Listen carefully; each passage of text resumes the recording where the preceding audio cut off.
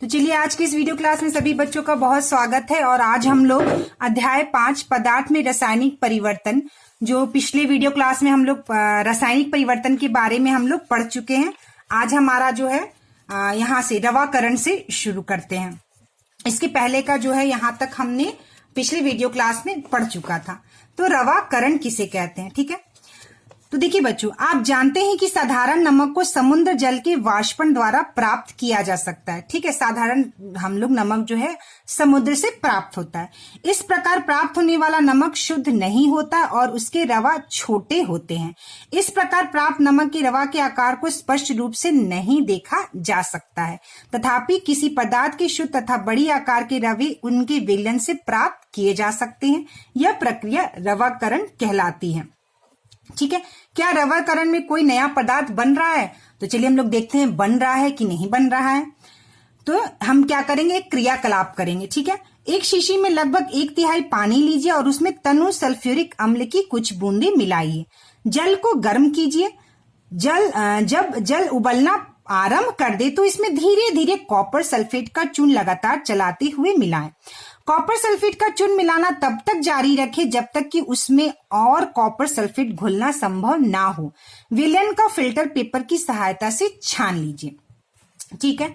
इसे ठंडा होने दीजिए। जब विलयन ठंडा हो रहा हो तो उसे हिला डुलाकर या अन्य किसी प्रकार ना छेड़ें।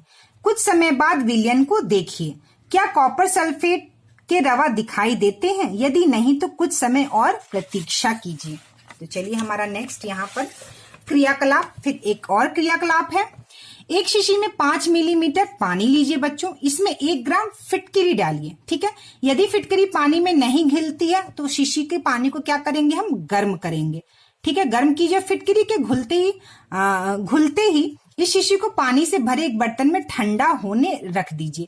1 घंटे बाद बोतल को ध्यान से देखिए। यदि फिटकरी का रवा नहीं बना तो फिटकरी का एक छोटा टुकड़ा को धागे की सहारा फिटकरी के विलयन में इस तरह से बच्चों लटका दें।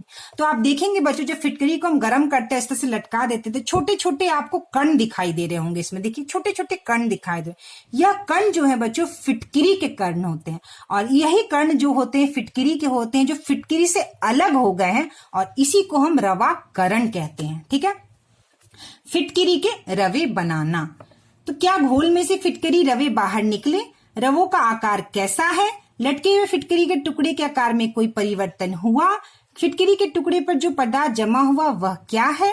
क्या फिटकरी का रवा पहले से ज्यादा शुद्ध और साफ है? तो हाँ, क्या होता है बच्चों, यह जो रवा का जो कण है बच्चों, देख रहे हैं कि ये फिटकरी से टूट कर निकला है, तो इसका आकार जो है वह छोटा हो गया, और यह जो फिटकरी बड़ी सी थी वह टूट टूट के क्या हो गया बच्चों, छोटी हो गई। तो यह एक भौतिक परिवर्तन है। क्या है बच्चों? भौतिक परिवर्तन। इसमें नया पदार्थ नहीं बन रहा है, वही पदार्थ टूटकर रवा बना है, इसलिए इसको रवाकरण कहते हैं और यह एक तरह का भौतिक परिवर्तन है। अब एक क्रियाकलाप है बच्चों, 6-7 में कोई नया पदार्थ नहीं बन रहा, बल्कि कॉपर सल्फेट और फिटकरी का रूप क्या हो गया बच्चों, बदल जाता है। उसका रूप जो है वह बदल जाता है। आप कुछ ऐसे क्रियाकलाप सोचिए जिसमें कोई नया पदार्थ नहीं बन रहा हो। तो जैसे एक क्रियाकलाप है गुब्बारा। पहले हम एक गुब्बारा लेंगे, उस गुब्बारा को देखेंगे कि उसका आकार कैसा है।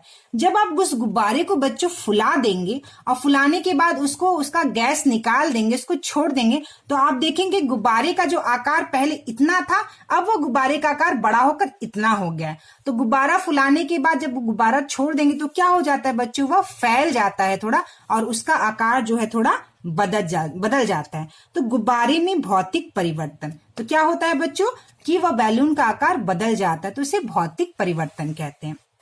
फिर एक क्रियाकलाप है कि घर में किसी पतीले में अगर हम चावल बनाते हैं तो गैस निकलती है बच्चों।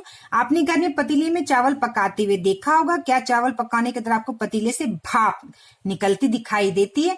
तो यह भाप निकलना भी बच्चों क्या है, भौतिक परिवर्तन होता है। पहले चावल कच्चा होता, पकने के बाद दूसरा हो जाता है। यह एक तरह का क्या होता है बच्चों, इस तरह के परिवर्तन को भौतिक परिवर्तन कहते हैं, और इसमें कोई नया पदार्थ नहीं बनता है, ठीक है। तो इस प्रकार के परिवर्तन को हम भौतिक परिवर्तन कहते हैं। इस परिवर्तन में पदार्थ के आकार, आकृति, रंग और अवस्था जैसी भौतिक गुणों में परिवर्तन होता है। ऐसे परिवर्तन में कोई नया पदार्थ नहीं बनता है। तो चलिए हम लोग नेक्स्ट ये बात हम लोग समझें कि दो तरह के परिवर्तन होते हैं, भौतिक परिवर्तन और रासायनिक परिवर्तन। रासायनिक परिवर्तन में नया पदार्थ बनता है और भौतिक परिवर्तन में नया पदार्थ नहीं बनता है। तो चलिए आज का हमारा अभ्यास करते हैं। अभ्यास में देखिए पहला प्रश्न है, निम्नलिखित कथनों में रिक्त स्थानों को भरिए। पहला है क, गैस सुलगती हुई दियसलाई के जलने में मदद होती है। तो कौन सी गैस आग जलाने के लिए मदद करती है बच्चों? ऑक्सीजन। तो यहाँ पे क्या लिखेंगे हम बच्चों? ऑक्सीजन। क्या लिखेंगे? ऑक्सीजन लिखेंगे। ठीक है, थोड़ा धुंधला हो गया। चलिए दूसरा है, परिवर्तन में नए पदार्थ का निर्माण होता है। तो कौन सी परिवर्तन में? रासायनिक परिवर्तन। यहां मैंने नहीं लिखा है क्योंकि जगह बहुत कम था। रासायनिक परिवर्तन में नए पदार्थ का निर्माण होता है। ग है, खाने के सोडा का रासायनिक नाम क्या है बच्चों? तो खाने के सोडा का रासायनिक नाम है बच्चों सोडियम बाइकार्बोनेट। क्या नाम है बच्चों? Sodium bicarbonate. और जब कार्बन डाइऑक्साइड को चूने के पानी में प्रवाहित किया जाता है तो कैल्शियम कार्बोनेट के कारण, कैल्शियम कार्बोनेट बनने के कारण दूधिया हो जाता है। तो देखिए यहाँ पे मैंने पहले का उत्तर लिखा है क, ख, ग, घ, पहले का। ठीक है, पहला ऑक्सीजन है, दूसरा रासायनिक परिवर्तन, तीसरा सोडियम बाइकार्बोनेट और घ है कैल्शियम कार्बोनेट। ठीक है, तो चलिए यहाँ पे दूसरा प्रश्न करते हैं हम लोग। निम्नलिखित प्रक्रिया के अंतर्गत होने वाले परिवर्तन को भौतिक अथवा रासायनिक परिवर्तन के रूप में वर्गीकृत कीजिए। ठीक है, तो पहला क है, चौक को चौक चूर्ण में बदलना। कोई जो हम लोग स्कूल में पढ़ते हैं बच्चों, जो चौक होता है उसको चौक चूर्ण में बदलना। ठीक है, चौक चूर्ण में बदलना का मतलब होता है उस चौक को ऐसे हाथों से उसका चूर्ण बनाना। तो कौन सा परिवर्तन है बच्चों? भौतिक परिवर्तन है, क्योंकि इसमें कोई नया पदार्थ नहीं बन रहा है। क्योंकि इसमें बच्चों नया पदार्थ नहीं बन रहा है। मोम का पिघलना, भौतिक परिवर्तन। ठीक है, भोजन का पाचन, जो भोजन हम खाते हैं और जो पाचन होता है वह क्या है बच्चों? रासायनिक परिवर्तन होता है। प्रकाश संश्लेषण भी क्या है बच्चों? रासायनिक परिवर्तन है। एल्यूमिनियम के टुकड़े को पीटकर उसका पत्र फाइल बनाना, कौन सा परिवर्तन है बच्चों? भौतिक परिवर्तन। ठीक है, जल में शक्कर घोलना, भौतिक परिवर्तन। कोयले का जलना, रासायनिक परिवर्तन। और लास्ट है रवाकरण द्वारा शुद्ध पदार्थ प्राप्त करना, यह भी क्या है बच्चों? भौतिक परिवर्तन। नेक्स्ट क्वेश्चन है हमारा बच्चों, बताइए कि निम्नलिखित कथन सत्य है अथवा असत्य। यदि कथन असत्य हो तो उसे सही करके लिखिए। क, लकड़ी के लट्ठों को टुकड़ों में काटना एक रासायनिक परिवर्तन है, असत्य। क्या है बच्चों? ये भौतिक परिवर्तन है। पत्तियों में खाद का बनना एक भौतिक परिवर्तन है, असत्य। नहीं, यह रासायनिक परिवर्तन है। जस्ते लेपित लोहे के पाइपों में आसानी से जंग नहीं लगती है, सत्य। हाँ, यह क्या है बच्चों? सत्य है, आसानी से जंग नहीं लगती है। मैग्नीशियम के फीते को मोमबत्ती की लौ के पास ले जाने पर यह चमकदार श्वेत प्रकाश के साथ जलने लगती है, यह सत्य है। मैग्नीशियम ऑक्साइड के जलीय विलयन अम्लीय होता है, नहीं, यह असत्य है। ठीक है, यह अम्लीय नहीं होता है। अब है क्या होता है जब क, ख, ग, घ। चार यहाँ पे प्रश्न है। देखिए पहला है, सिरका में इनो डालते हैं। तो चलिए शुरू करते हैं हमारा ये उत्तर। चलिए, क्या होता है जब क, सिरका में इनो डालते हैं। सिरका में जब इनो डालते हैं तो कार्बन डाइऑक्साइड और अन्य पदार्थ प्राप्त होता है। ख है, नीला थोथा के विलयन में ब्लेड डालते हैं। तो नीला थोथा के विलयन में जब ब्लेड डालते हैं तब नीला थोथा, कॉपर सल्फेट और ब्लेड के बीच अभिक्रिया होता है। ठीक है, और विलयन का रंग नए पदार्थ बनने के कारण आयरन सल्फेट और कॉपर निक्षेप विलयन के रंग में परिवर्तन हो जाता है। इसका रिएक्शन लिखेंगे। कॉपर सल्फेट में जब लोहा को मिलाएंगे तो क्या बनेगा बच्चों? FeSO4 आयरन सल्फेट बनेगा, विलयन जो हरा रंग का होगा, और कॉपर भूरा निक्षेप। ठीक है, अब हमारा नेक्स्ट है ग, लोहे के तवा को नमी युक्त वायु में रखते हैं। लोहे के तवा को नमी युक्त वायु में रखते हैं तो लोहा वायु में उपस्थित ऑक्सीजन और नमी युक्त वायु के साथ प्रतिक्रिया करता है और तवा पर जंग लगता है। ठीक है, लग जाती है। घ है, पोटेशियम परमैंगनेट को गर्म करते हैं। तो पोटेशियम परमैंगनेट को गर्म करते हैं तो ऑक्सीजन गैस और अन्य पदार्थ बनते हैं। ठीक है, क्या होता है बच्चों, ऑक्सीजन गैस और अन्य पदार्थ बनते हैं। ठीक है, यहां पर आप इसका रिएक्शन लिख सकते हैं, KMnO4 को जब हम गर्म करते हैं तो क्या बनता है बच्चों, ऑक्सीजन, और यहाँ पे लिख सकते हैं अन्य पदार्थ। इस तरह से आप इसका समीकरण भी लिख सकते हैं। ठीक है, तो बच्चों चौथा प्रश्न के बाद आपका यहाँ पर देखिए पांचवा प्रश्न है। देखिए यहाँ पे पांचवा प्रश्न क्या है बच्चों, ये हो गया आपका प्रश्न क्या होता है जब। तो पांचवा प्रश्न, भौतिक परिवर्तन एवं रासायनिक परिवर्तन में अंतर बताएं, प्रत्येक के लिए एक उदाहरण दीजिए। पांचवा प्रश्न, तो देखिए बच्चों यहाँ पर पांचवा प्रश्न मैंने लिखा है आपका, भौतिक परिवर्तन रासायनिक परिवर्तन में अंतर। तो चलिए शुरू करते हैं। भौतिक परिवर्तन, जब किसी पदार्थ के भौतिक गुणों में परिवर्तन होता है। पदार्थ में भौतिक गुणों में परिवर्तन का तात्पर्य होता है उसके आकार, आकृति, रंग, अवस्था आदि गुणों में परिवर्तन होना। उदाहरण, बर्फ को जब गर्म करेंगे तो पानी बन जाएगा, पानी को गर्म करेंगे तो गैस। तो यह एक भौतिक उदाहरण है। रासायनिक परिवर्तन में अंतर, ऐसा परिवर्तन जिसमें पदार्थ के रासायनिक गुणों में परिवर्तन होता है, ऐसे परिवर्तन को रासायनिक परिवर्तन कहते हैं। इस परिवर्तन में दो या दो से अधिक पदार्थ आपस में क्रिया करते हैं और क्रिया के फलस्वरूप एक नए पदार्थ का निर्माण करता है, अथवा लोहे में जंग लगना। ठीक है, यह उदाहरण हो गया।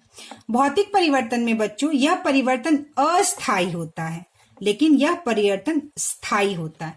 अस्थायी, अस्थायी का मतलब कि पानी से बर्फ बनाया जा सकता है, बर्फ से पानी बनाया जा सकता है, ये दोनों किया जा सकता है, लेकिन यह होता है अस्थायी। ठीक है, और यह परिवर्तन स्थायी होता है, मतलब कि यह दोबारा फिर से लौट आया, फिर से उसी क्रिया में, पहले वाली क्रिया में नहीं आ सकता। तीसरा, इसमें नए पदार्थ का निर्माण नहीं होता। किसमें, भौतिक परिवर्तन में नए पदार्थ का निर्माण नहीं होता है, और रासायनिक परिवर्तन में नए पदार्थ का निर्माण होता है। ठीक है, तो यहाँ पे पांचवा प्रश्न हो गया बच्चों। अब है आपका छठा प्रश्न। देखिए छठा प्रश्न क्या है आपका, जंग लगने के लिए आवश्यक कारक कौन कौन से हैं। तो यहाँ पे देखिए 6 से लेकर बच्चों आपको यहाँ तक आपको 12, 13 प्रश्न यहाँ पर आपको दिए गए हैं। तो चलिए हम लोग शुरू करते हैं अपना छठा प्रश्न अपना। तो चलिए यहाँ पे छठा प्रश्न है, देखिए जंग लगने के लिए आवश्यक कारक कौन कौन से हैं। तो जंग लगने के लिए ऑक्सीजन और जल दोनों की उपस्थिति आवश्यक है। सातवां प्रश्न, जंग लगने से कैसे रोका जाता है। जंग लगने से बचाने के लिए पदार्थ पर पेंट, ग्रीस या की परत या क्रोमियम अथवा जस्ता, जिसे हम जिंक कहते हैं, का लेप चढ़ाया जाता है। आठवां प्रश्न, कार्बन डाइऑक्साइड गैस कैसे उत्पन्न होता है, किसी 3 विधियों का वर्णन करें तथा इनके गुणों को बताएं। तो कार्बन डाइऑक्साइड जीव जंतु के श्वसन प्रक्रिया, मतलब जो हम लोग सांस लेने की प्रक्रिया को श्वसन प्रक्रिया कहते हैं, के फलस्वरूप उत्पन्न होता है जब हम सांस छोड़ते हैं। ठीक है, तो विधि 3 विधि क्या क्या है बच्चों। पहला, जब चारकोल को ऑक्सीजन की उपस्थिति में जलाते हैं तो कार्बन डाइऑक्साइड बनता है। तो इसका यह समीकरण है। ठीक है, कार्बन, चारकोल को जब ऑक्सीजन की उपस्थिति में गर्म करते हैं तो क्या करते हैं बच्चों, जलाते हैं तो कार्बन डाइऑक्साइड बनता है। दूसरा, कैल्शियम कार्बोनेट को गर्म करने पर कार्बन डाइऑक्साइड बनता है। तो देखिए कैल्शियम कार्बोनेट को जब हम गर्म करते हैं तो क्या बनता है, कैल्शियम ऑक्साइड और कार्बन डाइऑक्साइड। तीसरा, खाने वाले सोडा को नींबू के रस के साथ अभिक्रिया कराई जाती है तो कार्बन डाइऑक्साइड गैस बनता है। तो चलिए हमारा नेक्स्ट क्वेश्चन है 9वां प्रश्न, रवाकरण से क्या समझते हैं। कॉपर सल्फेट का रवा कैसे प्राप्त किया जाता है। तो चलिए उत्तर है इसका, किसी विलयन से पदार्थ के शुद्ध और बड़ी आकार के रवा प्राप्त करने की विधि को रवाकरण कहते हैं। उदाहरण, समुद्र के जल का वाष्पन के फलस्वरूप नमक का रवा प्राप्त होता है। कॉपर सल्फेट का रवा प्राप्त करने के लिए एक बीकर बर्तन में जल लेते हैं और उसमें 1-2 बूंद तनु सल्फ्यूरिक अम्ल मिलाते हैं। कौन सा अम्ल मिलाते हैं, अम्ल का मतलब होता है एसिड मिलाते हैं, डालते हैं और फिर उसे गर्म करते हैं। उसके बाद जब जल उबलना शुरू हो जाए तो उसमें कॉपर सल्फेट के चूर्ण डालते हैं और चलाते हैं जब तक कॉपर सल्फेट धुले। थोड़ा थोड़ा चूर्ण डालते हैं। घुलना बंद होने पर फिल्टर पेपर से छान लेते हैं। ठंडा होने पर थोड़ी देर बाद कॉपर सल्फेट के रवा प्राप्त होता है। 10वां प्रश्न है बच्चों हमारा, ऑक्सीजन गैस बनाने की विधि का वर्णन करें तथा इसके गुणों का वर्णन करें। तो ऑक्सीजन गैस कैसे बनता है अभी हमने पढ़ा था पिछली वीडियो क्लास में। प्रयोगशाला में पोटेशियम परमैंगनेट को गर्म करने पर ऑक्सीजन गैस प्राप्त होता है। ठीक है, पोटेशियम परमैंगनेट का यह सूत्र है। इसको जब गर्म करेंगे तो ऑक्सीजन और अन्य पदार्थ प्राप्त होता है। एक शीशी या परख नली लेते हैं, उसमें के एमिनोफेर के टुकड़े लेते हैं, एक निकास नली लगाकर कॉर्क में बंद कर देते हैं। निकास नली का संबंध उल्टे भरे हुए शीशी से रहता है। अब के एमिनोफोर वाले शीशी को गर्म करते हैं। ऑक्सीजन गैस गर्म करने पर बनती है और निकास नली होते हुए उल्टी शीशी में बुलबुले के रूप में ऊपर जमा होती है।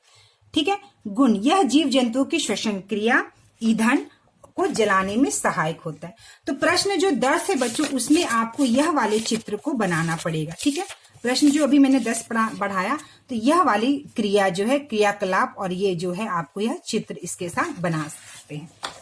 ठीक है, 11वां प्रश्न है बच्चों हमारा, यूरिया के रवे कैसे प्राप्त किया जा सकता है, वर्णन कीजिए। तो उत्तर है, यूरिया पानी में घुलनशील है। जब हम यूरिया और पानी के घोल को गर्म करें तो उसमें और अधिक यूरिया घुल जाता है। ठंडा होने पर यूरिया की अतिरिक्त अघुलित मात्रा रवों के रूप में घोल से अलग हो जाती है और इस प्रकार हम यूरिया के रवे प्राप्त कर सकते हैं। 10वां प्रश्न है, समझाइए कि रेगिस्तानी क्षेत्रों की अपेक्षा समुद्र तटीय क्षेत्रों में लोहे की वस्तुओं में जंग अधिक क्यों लगती है। तो रेगिस्तानी क्षेत्रों में गर्मी अधिक पड़ती है, हवा शुष्क होती है। शुष्क हवा के साथ लोहे में जंग लगने की प्रक्रिया धीमी होती है, जबकि समुद्र तटीय क्षेत्रों में हवा में नमी रहती है और लोहा नमी युक्त हवा के साथ तेजी से अभिक्रिया करता है और जंग अधिक लगता है। शुष्क हवा होती है मतलब ड्राई होता है बच्चों। ठीक है, वह हवा में नमी नहीं होती है। 13वां प्रश्न है बच्चों हमारा लास्ट, आप यह कैसे दिखाएंगे कि दही का जमना एक रासायनिक परिवर्तन है। तो दूध से दही का जमना एक रासायनिक परिवर्तन है, क्योंकि दही बैक्टीरिया के कारण जमता है और दही जमने के बाद दूध अपना गुण खो देता है। दही से पुनः दूध प्राप्त नहीं किया जा सकता। दूध का दही में परिवर्तन स्थायी होता है। तो पता है बच्चों, रासायनिक परिवर्तन क्या होता है, स्थायी होता है और वह पुनः वापस उसको नहीं लाया जा सकता। दही से दूध नहीं बनाया जाता, इसलिए यह रासायनिक परिवर्तन है। तो हमारा ये खत्म हुआ चैप्टर का अभ्यास। नेक्स्ट वीडियो क्लास में हम लोग पौधों में पोषण को पढ़ेंगे, पौधों में पोषण। ठीक है, तो आज के लिए इतना। नेक्स्ट वीडियो क्लास में हम लोग पौधों में पोषण को पढ़ेंगे।